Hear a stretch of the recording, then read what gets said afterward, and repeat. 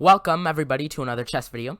In this video I will teach you all about the 5 opening principles, how to play a good chess game in the opening. Before this I was giving you guys some tips on how to play certain openings like French defense, Joko piano, other openings, but in this video I'll teach you, even if you don't know any certain opening, even if you don't know any one opening by name, you'll be able to play a good game in the opening because you know the opening principles. You know how to open a game well.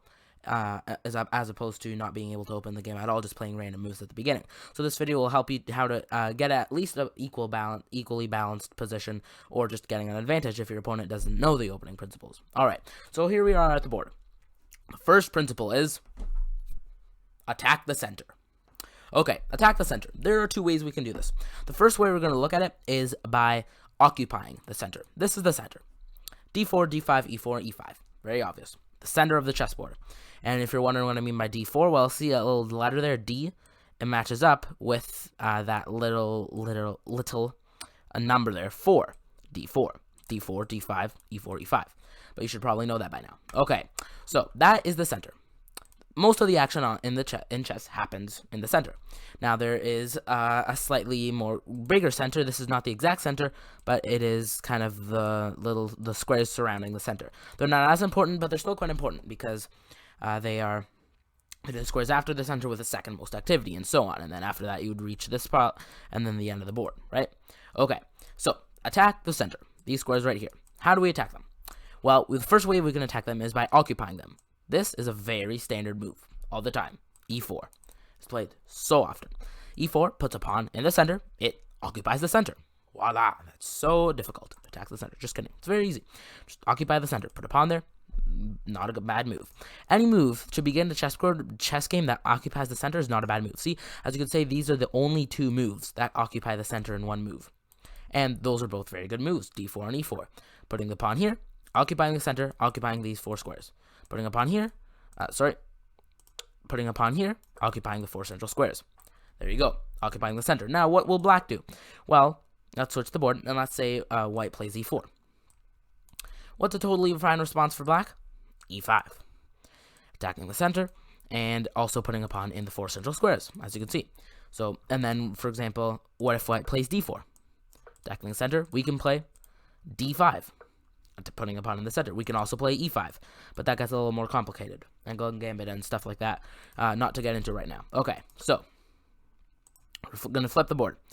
Those are pushing the pawns in the center. That's occupying the center. Now, you can only occupy the center with pawns as for the first few moves of the game. Like, for example, the first 1 and 2 moves. But, let's say you continue going like this, and you want to get a knight in the center, for example. Say black starts playing moves that don't make much sense, not developing towards the center, then what you want to do is you can even get pieces in the center. As you can see, the center is like that. Now, that may not be the best move according to the engine, but hey, so we're discussing right now. I'm just showing you can even get pieces into the center. Okay, all right, that's occupying the center. You can occupy the center in the first moves like e4 and d4, and black can do the same with d5 and e5. Okay. There we go. Occupying the center. That's the first way. The second way we can attack the center is by controlling the center. Now, what do I mean by that? Not as often as e4 and d4, but games can also start like this. Okay? What does this do? Well, it doesn't seem to do much. If you're asking what the pawn attacks, it only attacks f4 and h4. It doesn't seem to be doing much. Let's say let's say black, for example, plays this, which I know would be a very bad blunder for black if they played this, but that's not what I'm talking about. Okay, so say they play this, okay? Just a nonsense move that doesn't do much. Well, what was the point of this? If we know about bishops that they move diagonally, we know they can move on one diagonal at the beginning and on a second diagonal. This pawn push was to liberate the bishop so it could go here. How does this control the center? How does this attack the center? You may ask, this does not attack the center. Look at the center, it's right here. Does that attack the center at all? Well, the answer is yes, it does, because we know how bishops move. They move diagonally. So these are the legal squares of the bishop right now. Well, we know that the legal squares of the bishop cross through 2/2 of the central squares of the entire chessboard. These are the central squares. So it's by controlling. When you say a piece is controlling a square, it means it's attacking it. It's like on the next move, it can go or capture there. So this knight, for example, controls h3, f3, and e2. This bishop now controls a lot of other squares that I'm not going to mention right now, but it controls e4 and it controls d5. So a bishop placed here is attacking and is controlling these two squares. So that's another way you can control the center. You can also do it with the opposite side as well. b3. Nimzo Larsen. So for example, d6, we just put the bishop here, and we now attack d4 and e5, right? The same thing happening with this bishop.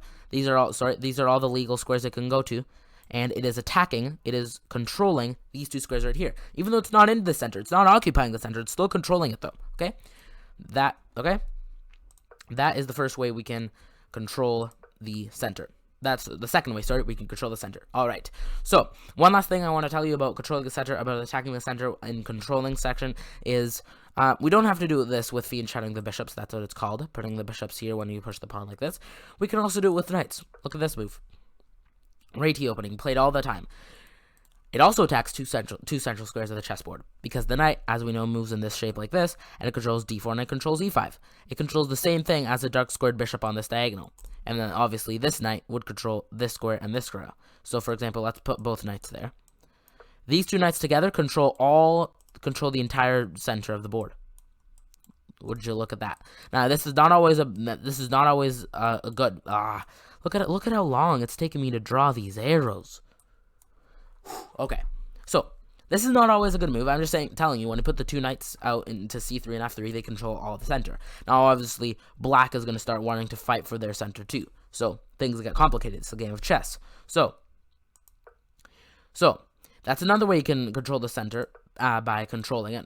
You can attack it by controlling it, is by putting the knight and making an attack two central squares right there. All right, so you can immediately control the center with knights. You can immediately control the center with occupying by these two pawns, and you can not exactly immediately, but you can push this one and then put the bishop here. Okay, so you can do it with knights, you can do it with bishops and pawns at the very beginning of the game. Let's move on to the second principle.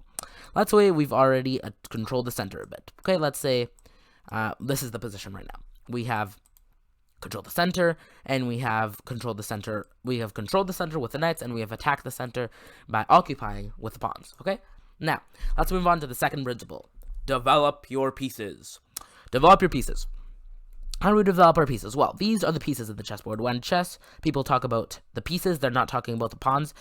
They're talking about these little guys at the back rank. They're actually pretty big. They're really powerful. So, what are they doing there? Nothing. They're just nothing. How do we get them to stop from being like this? To combat and to hunt down the enemy king? Well, we got to send them out. Just send out the pieces. Just literally just take them onto the back rank, but not just anywhere. Like this is not as good as a move as this is. Okay, I'm just saying. This is also not as good. This is also not as good a move as this move. The farther you send the bishop, obviously now if you go here, Eva bar, right? So just don't blunder it. But anyways. Develop your pieces. It doesn't mean just get them all out of the back rank, like I was saying. What I'm saying is develop your pieces in a meaningful way. Get them to attack the center as well. Always keep that principle of attack the center always with you. Was this bishop attacking the center here? No, it's an okay move because it's getting ready for you to castle. Next principle. It's getting ready for you to castle, and it's also getting it off the back rank. So it's slightly more active, but it's not as active as if you play, for example, bishop c4. What does it do? It attacks the center. Keep that principle all the time in the center. Does it attack a square in the center? Yes, it does. It controls that square. d5 right there. So, what could black do? Black could play knight f6, for example, also attacking the center. As we say, the knights control the center there like this. And now look at black's knights. They control the entire center of the board. Now, white also controls the center. And then tension starts building up because it's just a game of chess, all about war and strategy. Okay. Bishop c4. So let's say the evaluation bar is going to start doing some wild things because I'm just going to develop literally everything, okay? So I know most of you professional chess players won't agree with every move I'm making. I'm just developing every single piece, okay? I've got them all out of the back rank, and they're all fighting for the center. Every single piece here, even this piece, which doesn't seem to be fighting for the center. But remember, even though these D pawns here are not exactly attacking the center, they are still defending the center. They're still attacking the center by defending a piece there that is very much active and controlling the center. So these pieces are support for the E pawns. Okay, those pawns, not pieces. Okay, so let's say we've developed all our pieces, all our minor pieces, because remember, look, we still have these pieces at the back rank. I'll talk about these in a second. These are what you call the minor pieces. The bishops and the knights, they are the minor pieces. They're not as good as what's on the back rank right now, but they're still pretty good. So I want to get them out so that they can get ready to fight. I know this is some sort of fantasy setup that would never actually happen. I know. I'm just showing you for all the beginners. This is how we attack the center. So what about these pieces that are on the back rank? Let's look at the third principle, which is to castle. So they're just called castle. Let's take a look at the king. The king's right here. What are they doing? Nothing. And should they be doing something? Should they be out in the middle of fighting with the other pieces to gain territory? If this were the medieval ages, then sure. But this is chess, and in chess, we don't want the king to get accidentally captured. In the medieval ages, or in history, or in any of that time, the king gets captured. It's still a little. It's not very good for the side who lost their king, but they're still in the battle. But in the game of chess, as soon as the king gets captured, or the king gets not captured, just watch out. As soon as the king gets checkmated, which means trapped, cornered. As soon as the king gets checkmated, the game's over, and the person who checkmated wins. So how do we get these kings to safety? Now, there is a move called castling. I know the evaluation bar is going to do some weird things, but for professionals, I'm just teaching the beginners the opening principles. The evaluation bar does slightly decline a bit in favor of black. I know, and sorry, I do have a slight cold. Okay, what does this do? Well, for the very, very, very beginners of this, watching this channel right now. This may seem like, what was that? Was that a glitch? No, it's not. It's not a glitch. It's called castling. What's castling? Well, the king moves 2 squares towards the rook, just like this, and the rook jumps over the king and moves just one square beside it. As you can see, that's exactly what happens. The king moves 2 squares towards the rook, and the rook jumped over. Okay, same thing with here. Okay. Now, what does this do? Oh, such a great move. Well, it helps the rook from being completely in the corner going. Right? At least it helps the rook, but it also helps the king. They both help each other by castling. And look at this. They're in front of this nice pawn wall. Beautiful pawn wall. Also, sometimes the bishop is here because remember we fee and cheddared it from here. Also very helpful to have the bishop there running on this long diagonal remember I told you in the beginning of this video. But sometimes we have a nice lovely pawn wall here protecting the king. And the king is in the corner. The king wants to be safely tucked away from all the action that's happening in the middle. That's why the pieces want to attack the center. The king wants to hide away until the end game. And the end game, you can move freely. Help kings escort the pawns, promote into queens, and a bunch of other things. But that's not for this video. Maybe next video. Okay. So that's called castling. Now you don't only have to castle towards the king's rook. If you can move the queen. I know the eval bar does weird things. If you move the queen, you can also castle the other side. Totally fine. Now, I would like to make one comment for beginners. If you're more of an intermediate player, castling queenside is totally fine. But for beginners, what I would like to say is what you notice is that here is the pawn wall that we wanted to castle into, right, to get the king to go away. But here's the king. Now, watch that in opposition to the king castle on this side. It's right in the center of the pawns. Now, when you castle queenside, I know that's a lot of weird noises chess.com is making. When you castle queenside, a move that you very often would want to play is king to b1 and king to b8 to get the king centralized in that pawn wall. Okay, sorry about that arrow. Okay, so I'm just saying you might have to waste an extra move to get your king fully safe. Sorry, I have a cold, as I said. Okay, so that's the 4th principle, castle. As soon as you've developed all your minor pieces, you can move your queen and castle this way, or move your queen, or not move your queen at all and just castle the other way, okay? So, let's pretend we have castled kingside. Both sides of castle queenside, they're following the plan to have a good opening. Okay. So, We've got to number 3. That is castle. Now, number 4 is develop the queen. This queen, what's it doing?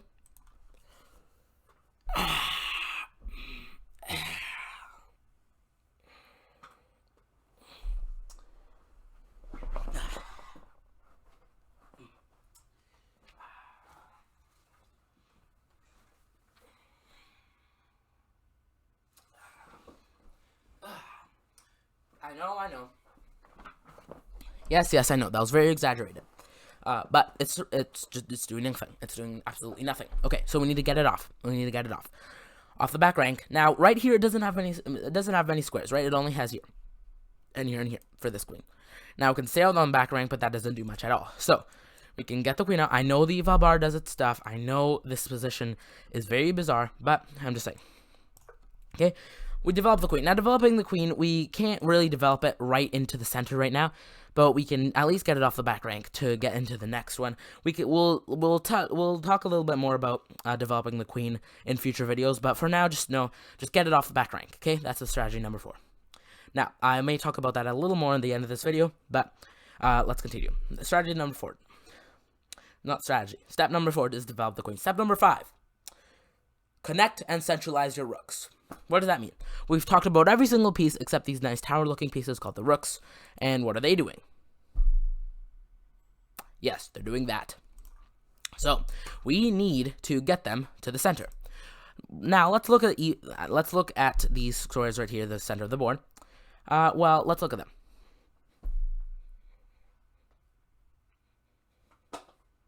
Okay, we've looked at them. What do we notice about these files? The A file, B file, C file, D file, E file, F file, G file, H file.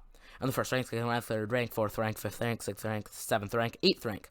Well, we notice that 2 of the files and 2 of the ranks run exactly through the center. Like this. As you can see, right? So, those files and ranks are very important. If we get our rooks there, they serve as a support to the entire rest of the pieces here.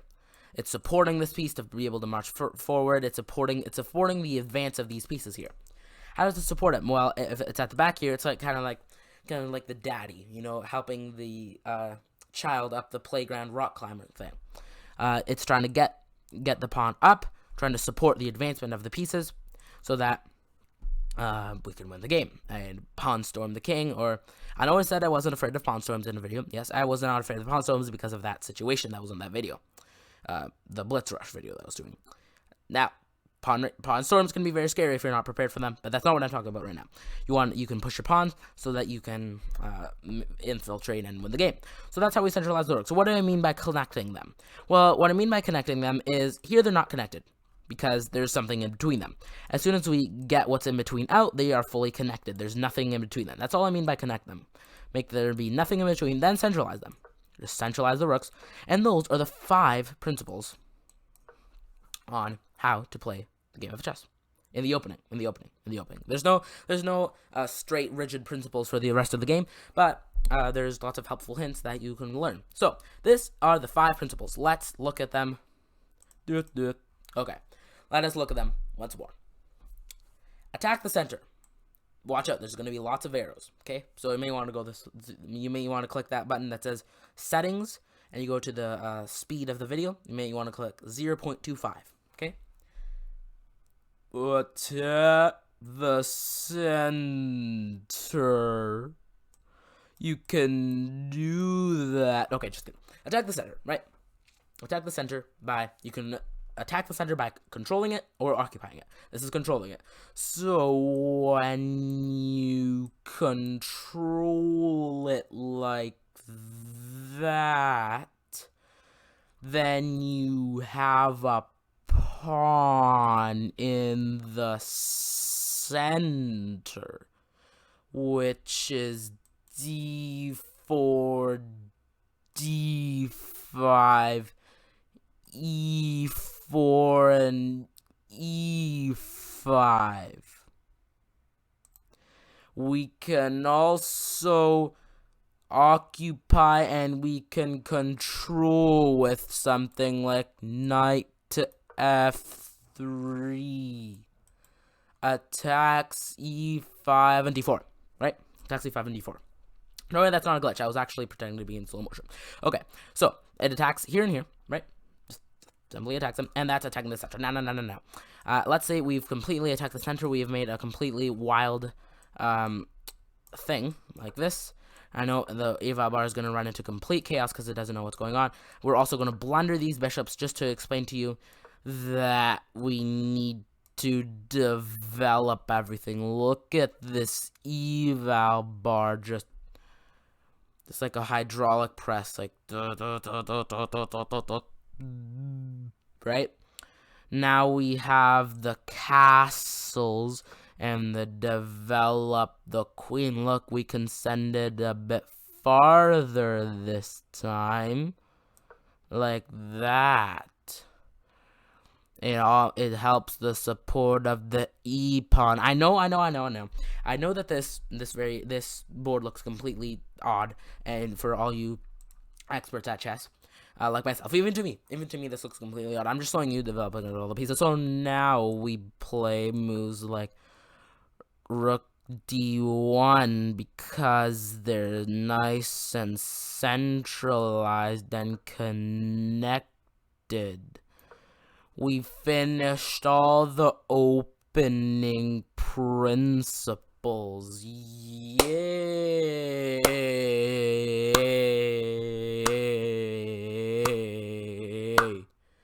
I even blinked slower there. Did you see that? I blinked like... See?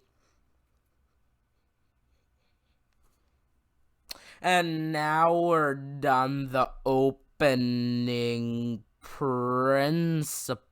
Okay, so great. Those are the opening principles. Attack the center. You can do that by controlling or occupying. Then we have develop your pieces, minor pieces. Then we have castle, and we have centralize. Develop the queen, get it off the back rank, and centralize and connect your rooks. There you go. Those are the 5 main strategies, 5 main steps to making a good chess game at the beginning. Now. I know there are many ways, many different exotic ways that you can attack the center. Now, there are many exotic ways. For example, Sicilian, you can attack the center with a pawn. Now, I'm not talking about, I didn't explain everything in this video. It's just a brief summary of how you can, if you want to play good chess, you can follow these. There's also a bunch of wild openings out there that completely defy all these laws. Not really. They don't really completely defy these laws. They just do them in loopholes and strange ways of doing them. But we're not getting into that right now. This is the simple way to attack the center. We'll see you in the next video. And we'll see you next time.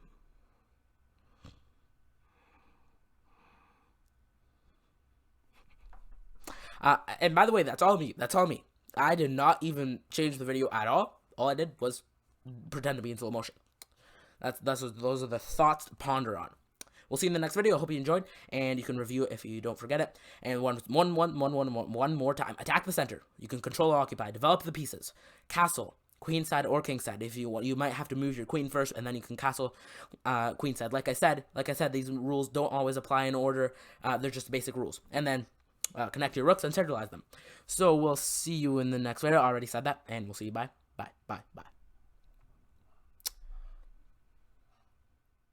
You